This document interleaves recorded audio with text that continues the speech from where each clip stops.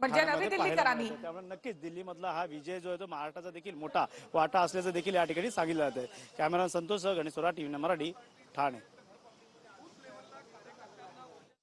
जल्लोष साजरा केला जातोय तर दिल्लीमध्ये सुद्धा जवळपास 27 वर्षानंतर भाजपला दिल्लीमध्ये कमळ फुलवण्यामध्ये यश आलेलं आहे आणि त्यानंतर आता मोठा जल्लोष दिल्ली आणि महाराष्ट्रामध्ये सुद्धा केला जातोय।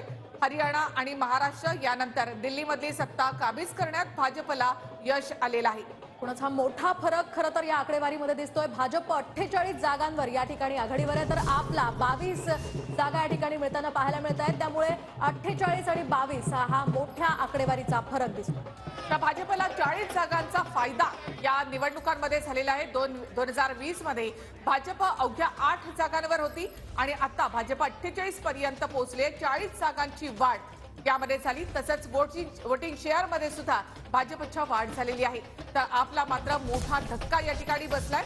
मद्य धोरण घोटाळा त्याचबरोबर दिलेली आश्वासनांची न झालेली पूर्तता या सगळ्याचा परिणाम म्हणून आप आता 22